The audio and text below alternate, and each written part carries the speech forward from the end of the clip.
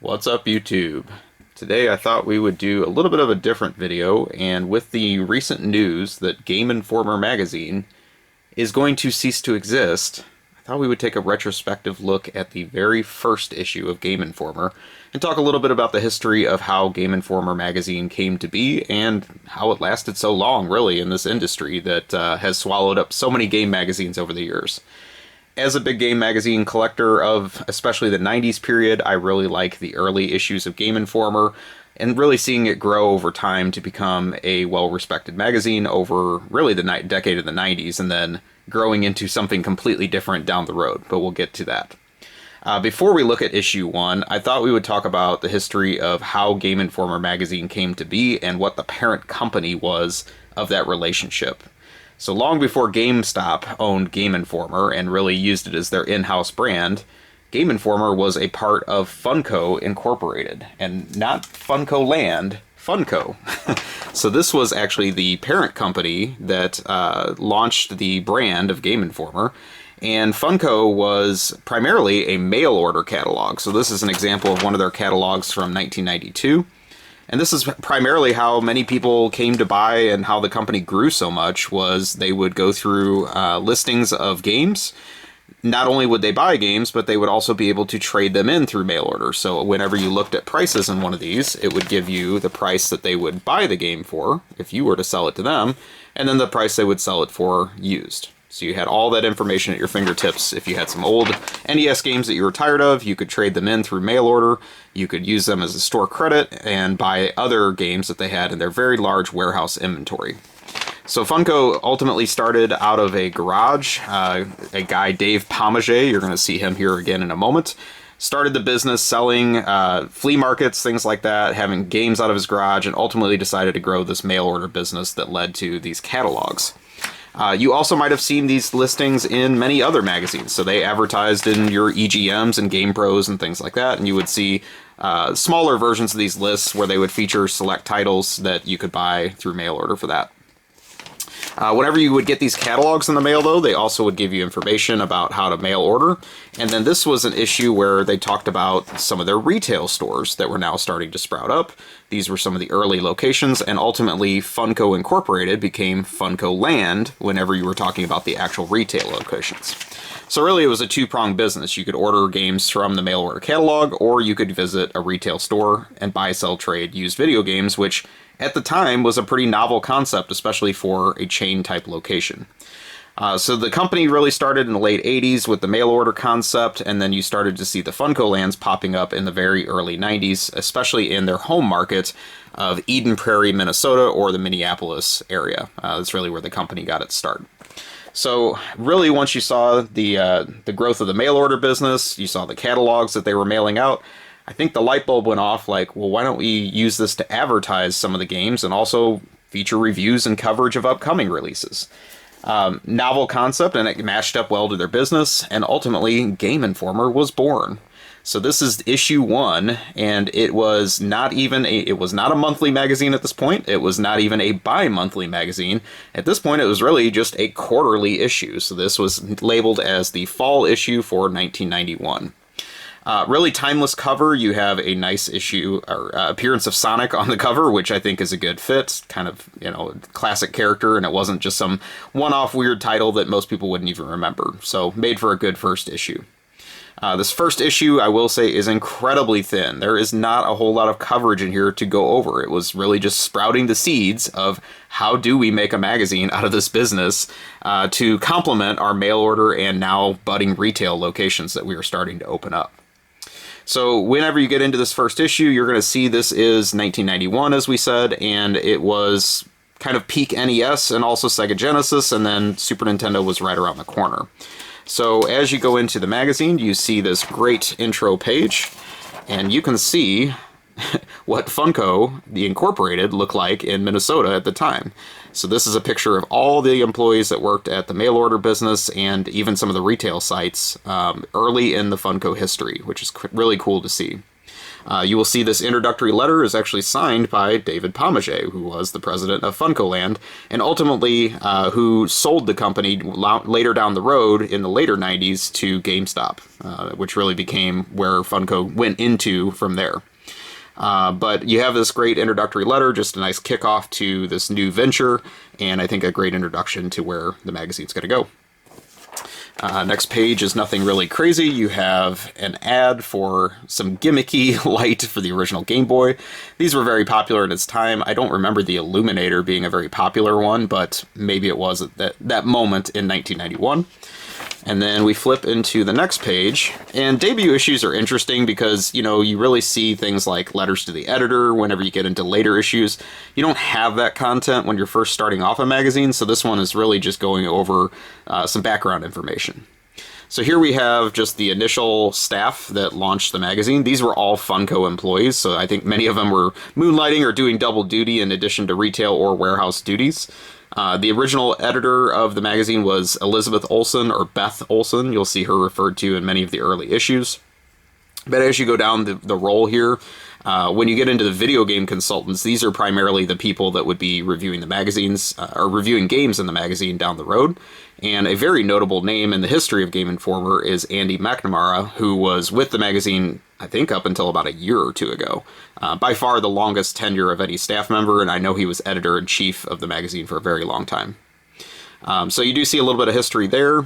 They talk about, you know, the setup of the magazine, what the plan was. It was intended to be a quarterly magazine at that time, and even when it first started off, you could call and get a free copy.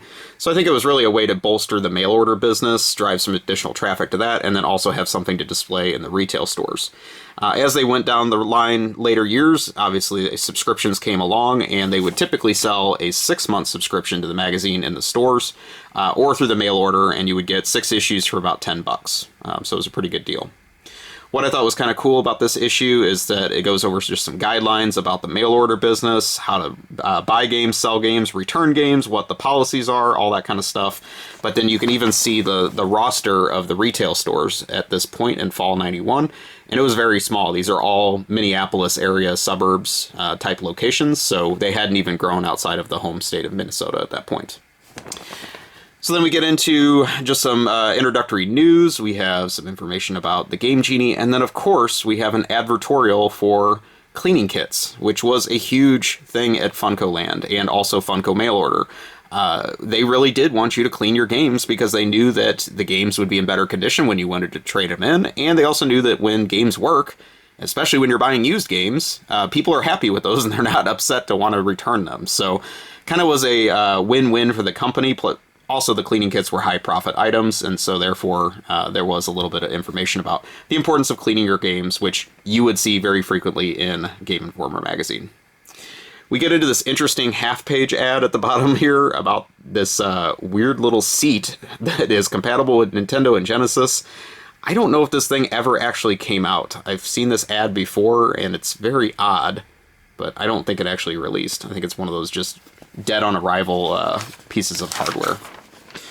So we flip to the next page, and, you know, again, with no fanfare, we're jumping right into game reviews. So very period correct. We have NHL hockey for the Sega Genesis, the original one, back when it was called NHL PA hockey, I believe. And this was reviewed very well.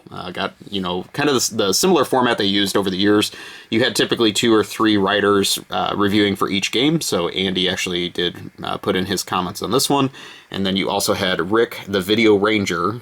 They all had funny nicknames. Was another common name byline that you would see in some of the early issues. Hockey obviously being very big in Minnesota, possibly biased these rating scores, but you can see how they felt about that game, and it was a very favorable review, both of them giving it 9s.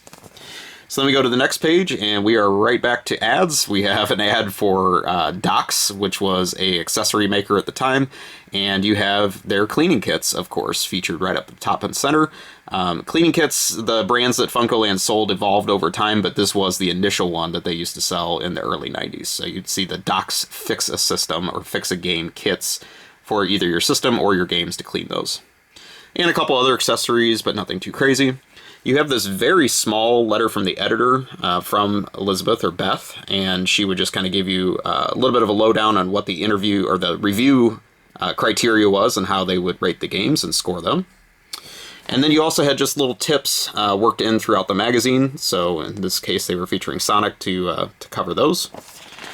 We flip to the next page, and we're right back into an ad. So here we have the overall just summary of what you would see in a typical Funco Inc. catalog at the time.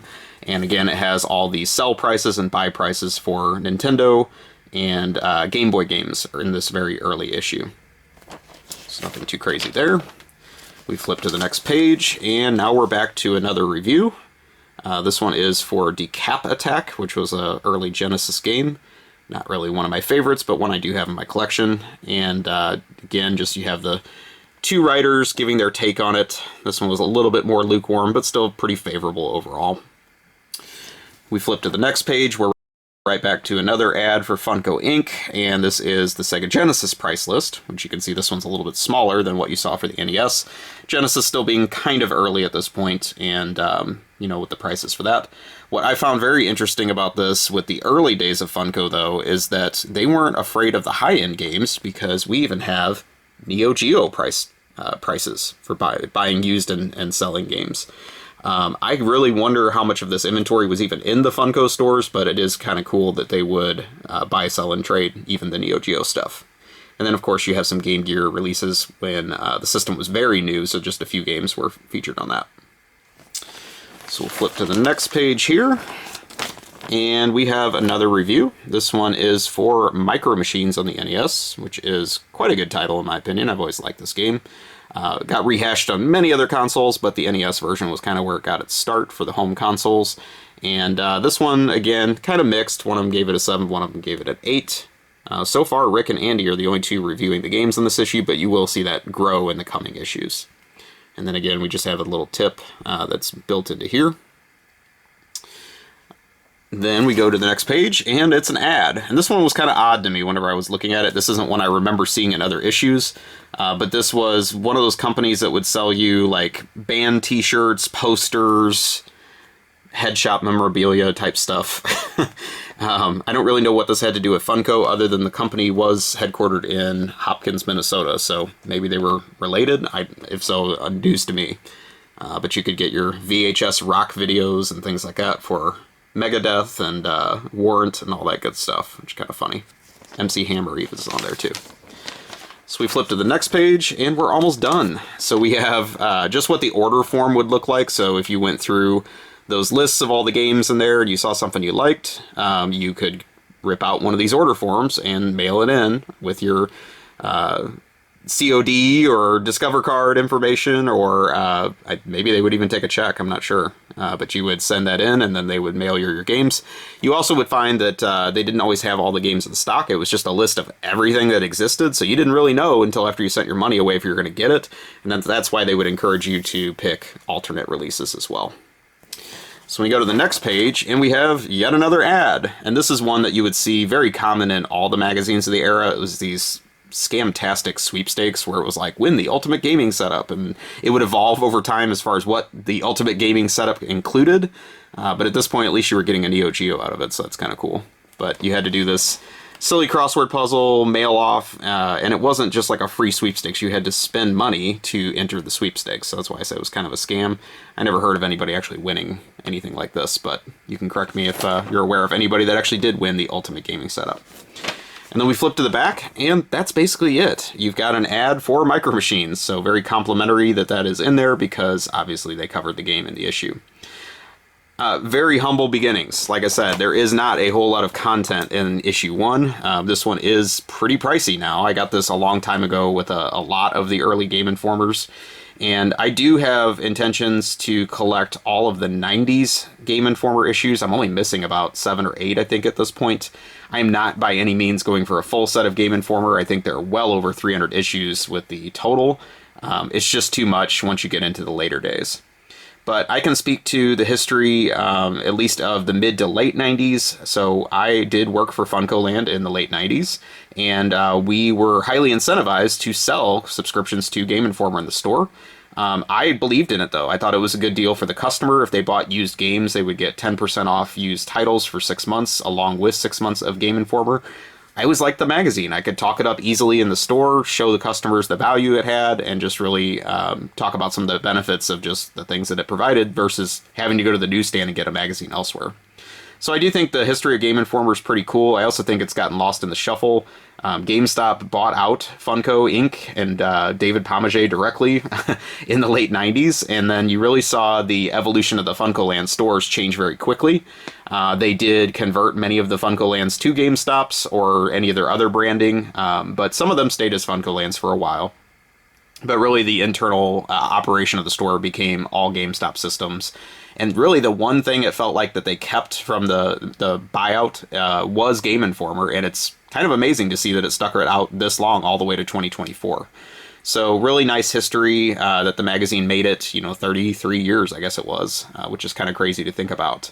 But, again, I'm kind of sad about the passing. I'm not surprised by it, just knowing the state of the video game magazine industry. But I do think it's cool to look back at some of these early issues. So I'm not going to go ahead and cover all these other ones, but you can see just a quick glance of what issue 2, 3, and 4 look like. They did graduate to a bi-monthly by then, and then in the following year of 1993 or 1994, I think, is when they first started going to monthly, which is what they kept on from then on. So a little bit of a different video today. Hopefully you enjoyed learning a little bit about the premiere issue of Game Informer and the history of the magazine, at least of what I know of it. And please take a moment, like, comment, subscribe, let me know what you think, and I will talk to you soon. Have a great day or night, wherever you are.